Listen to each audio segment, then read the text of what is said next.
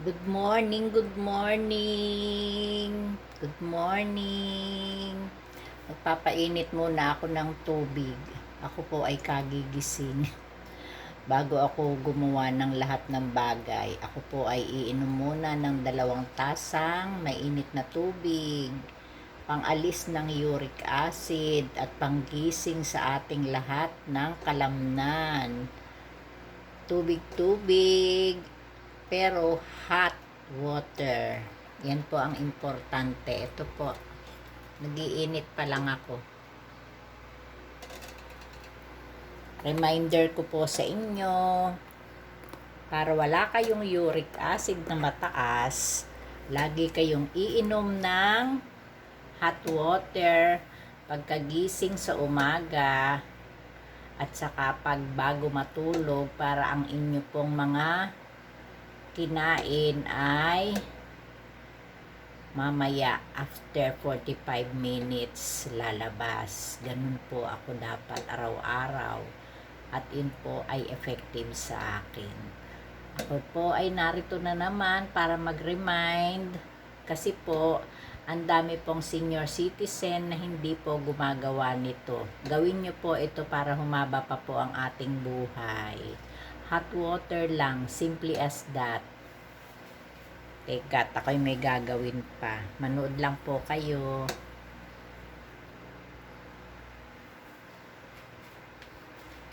Tulog pa yung anak ko. Ako po ay magsasaing habang luluto ng mainit na tubig. Mainit na tubig sa umaga is maganda sa katawan.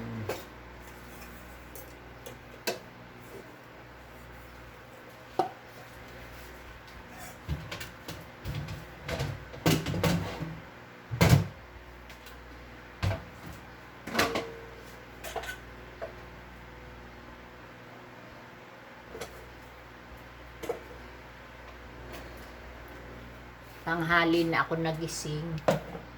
Anong oras na?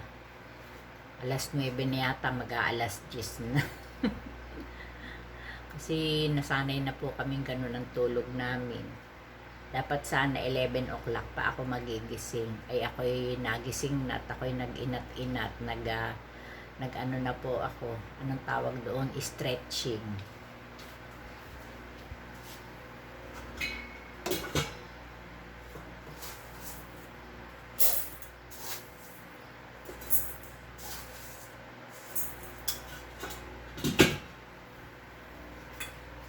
Pagkagising po ninyo, dapat nag-i-stretching po kayo. Para yung mga dugo natin na natulog habang tayo tulog din, magsigising din at masasakit ang mga kalamnan. Kaya dapat stretching ang mga lola.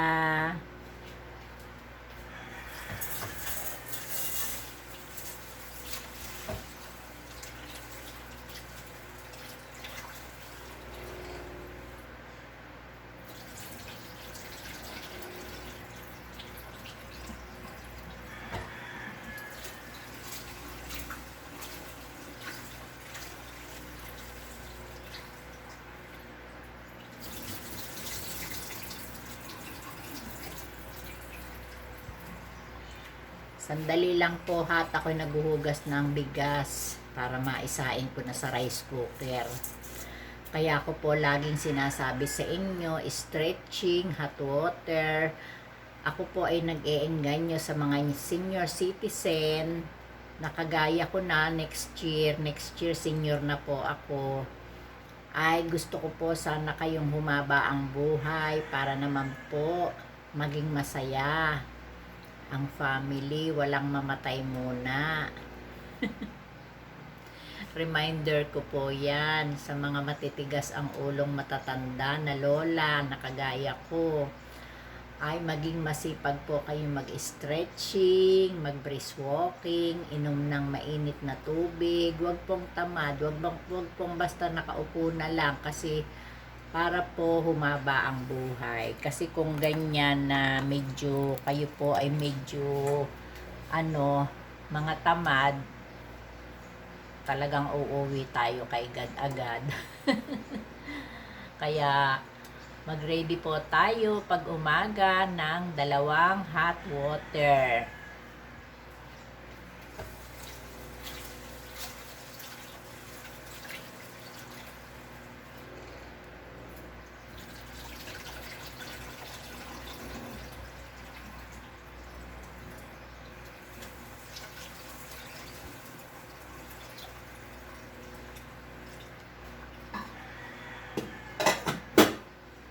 Ay magsasaing.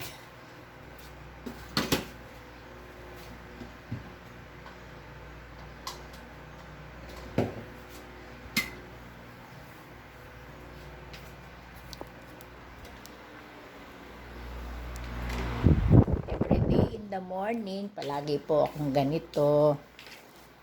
Paikot-ikot sa bahay, maraming ginagawa.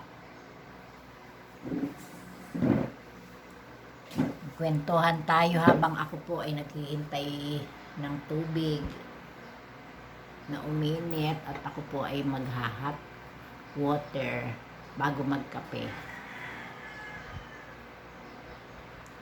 Kumusta po ang umaga ninyo, ang inyong tulog, kumusta?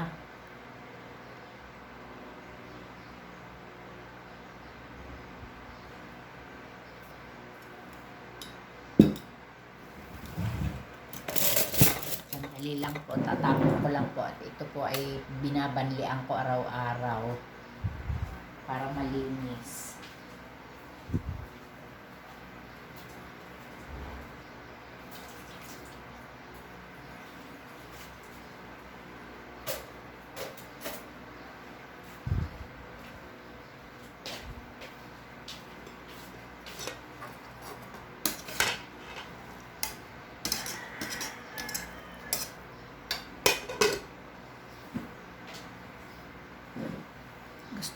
Gusto ko po sa inyong mag-report ng pang-araw-araw kung nangyayari sa buhay. Gusto ko po na organic at genuine ang aking mga videos na binibigay sa inyo. Kaya eto, narito na naman ako Wednesday morning. At gusto ko pong makipagkwentuhan sa inyo. Sa mga senior citizen, gusto ko po kayong makausap. Basta ang gawin lang po ninyo para maging masigla sa umaga, stretching muna kahit sa higaan, sa mga kamay. Lagi pong nag-i-stretching, nagmamassage ng kamay, nag-e-exercise ng mga daliri like this, ganyan, ganyan, hilot-hilot. Ganyan po, araw-araw.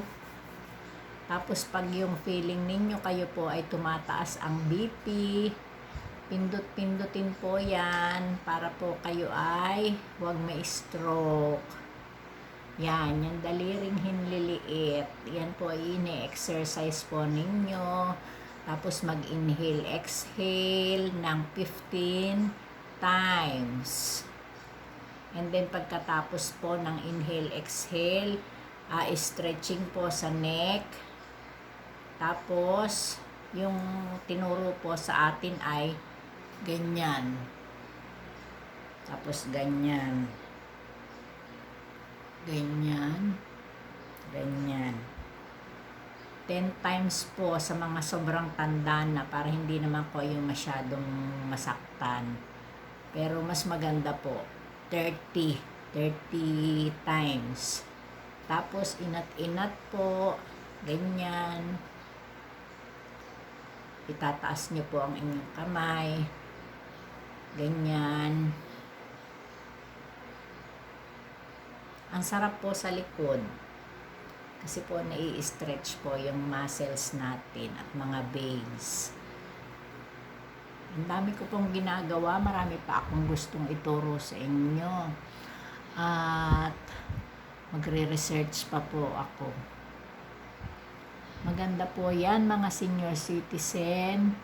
Kasi po, alam nyo po ako'y mapagmahal sa matatanda at ngayon po ako po ay isa na ring matatawag na matanda kasi 59 na po ako at 60 na ako next year. Tuwan-tuwa ako. Alam niyo po kung bakit ako natutuwa. Ang simpleng lola ninyo ay natutuwa at magkakaroon na ako ng ID card na senior para makakanood na ako ng libreng sine at meron na akong 20% discount sa lahat ng mga establishments at iba pa. Tapos, pag ako'y nagpa-check up, meron na po akong discount at libre pa yata pag senior. Sana, para hindi naman po si Lola nahihirapan kasi ang hirap po ng buhay. Natutuwa po ako pag mga senior po, kayo po ay magsipag labasan dyan at mag-usap-usap po tayo rito sa aking vlog at nang malaman natin ang kung ano-ano sa buhay at nang maintindihan natin na tayo po ay dapat maging masaya.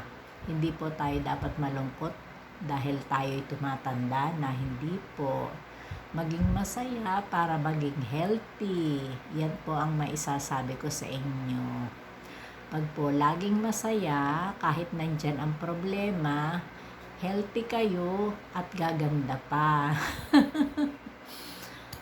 Maraming salamat po at gusto ko lang po sanang sa inyo, mag-report ng ating ganap ngayong umaga.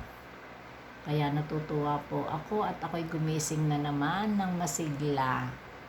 Masarap po ang pakiramdam ko ngayon, hindi kaya gaya nung isang araw na medyo tumigas yung batok ko dahil kumain ako ng sinigang na baboy. Dapat siguro hindi masyado, kumbaga. Pero nailabas ko na po yun, kaya gumanda na ang pakiramdam ko.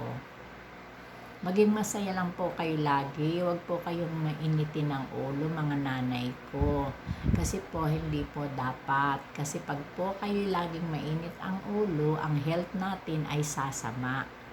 Hindi po maganda ang laging mainit ng ulo na matanda. Kailangan po ay smile, smile, smile. Nakakatuwa naman po makipagkwentuhan sa inyo.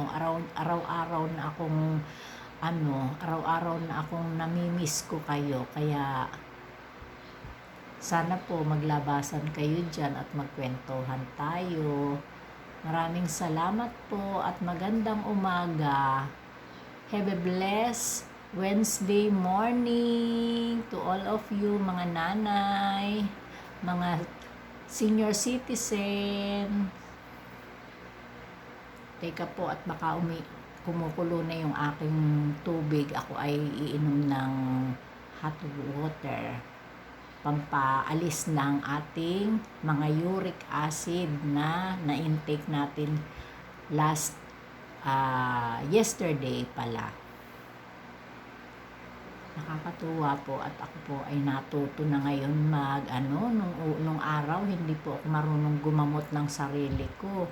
Kung ano po yung pakiramdam ko, yun po ang lalabas talaga. Kaya kailangan agad-agad natin gawan ng paraan. Mismong sarili po natin ang nakakaalam ng lahat tungkol sa ating mga pakiramdam. Kaya wag po nating iasa lagi sa doktor dahil sila po ay reseta na reseta, ay makatakot.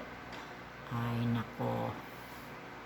Basta't lagi po niyong tandaan, magtsaa kayo ng guyabano, sambong, malunggay. Yan po, sinatsa ako po yan.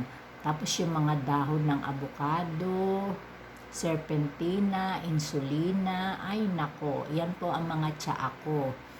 Green tea, pag may pambili kayo ng green tea, kasi yung green tea naman halos pare-pareho lang din na mga dahon din iyan.